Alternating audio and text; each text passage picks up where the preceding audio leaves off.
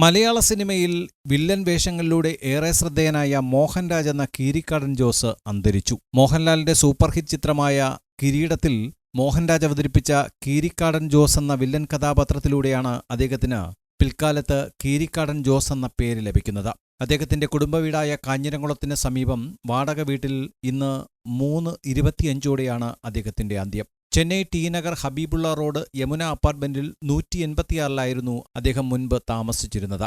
ചികിത്സയുടെ ഭാഗമായിട്ടാണ് അദ്ദേഹം കാഞ്ഞിരംകുളത്ത് എത്തിയത്. സംസ്കാരം നാളെ വൈകിട്ട് നടക്കാനാണ് സാധ്യത. ചെന്നൈയിൽ നിന്ന് ഭാര്യ നാളെ രാവിലെ എത്തിയിട്ടായിരിക്കും സമയം ക്രമീകരിക്കുന്നത്. 4 മാസം മുമ്പാണ് ചികിത്സയുടെ ഭാഗമായി അദ്ദേഹം കാഞ്ഞിരംകുളത്തെത്തിയത്. പാർക്കിൻസൺസ് രോഗബാധിതനായ മുൻ നടൻ കിംസ് ആശുപത്രിയിലും ചികിത്സയിലായിരുന്നു. മുൻപ് ചെന്നൈയിൽ അപ്പോളോ ആശുപത്രിയിലും ചികിത്സ നടത്തിയിരുന്നു. പാർക്കിൻസൺസ് കൂടാതെ വെരിക്കോസ് വെയിൻ, മുട്ടു തേയ്മാനം തുടങ്ങിയ രോഗങ്ങളും അദ്ദേഹത്തെ അലട്ടിയിരുന്നു. ചെന്നൈ ഹഡ്കോ ഉദ്യോഗസ്ഥ ഉഷ മോഹനാണ് ഭാര്യ. അദ്ദേഹത്തിന്റെ മകൾ ജേഷ്മ കാനഡയിൽ എംടെക് വിദ്യാർത്ഥിയാണ്. രണ്ടാമത്തെ മകൾ കാവ്യ ചെന്നൈയിൽ ഫാഷൻ ഡിസൈനിംഗ് വിദ്യാർത്ഥിനിയാണ്. കാനഡയിലുള്ള മകൾ എത്തുമോ എന്ന കാര്യത്തിൽ ബന്ധുക്കൾ സംശയം പ്രകടിപ്പിക്കുന്നുണ്ട്. അവസാന കാലത്ത് സുഹൃത്തുക്കളും ബന്ധുക്കളുമായി ഇടപഴകാനാണ് ജന്മനാടായ കാഞ്ഞിരംകുളത്തേക്ക് മുൻ നടനെത്തിയത്.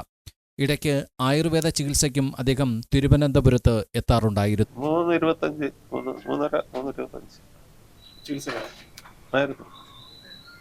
ഈ ശവസംസ്കാരവുമായി ബന്ധപ്പെട്ട് എങ്ങനെയാണ് ചടങ്ങ്? എപ്പോഴാണ് സമയം? നാളെ ഫോർനൂൺ അല്ലെങ്കിൽ ആഫ്റ്റർനൂൺ തീർത്ത് പറയാൻ പറ്റില്ല.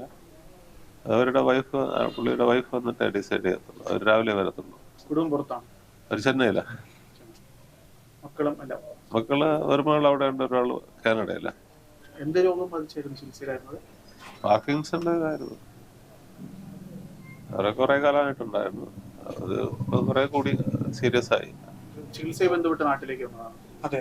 ചികിത്സ പുള്ളി ഒരു അറ്റാച്ച്മെന്റ് ഉണ്ട് നാടുമായിട്ട്. അതുകൊണ്ട് ഇങ്ങോട്ട് വരുമ്പോൾ പഴയ ഫ്രണ്ട്സിനെയും റിലേറ്റീവ്സിനൊക്കെ കാണാമെന്നുള്ള ഇതൊക്കെ ഉണ്ടായിരുന്നു. അങ്ങനെയൊന്നും ഇവിടെ വന്നു. അല്ലെങ്കിൽ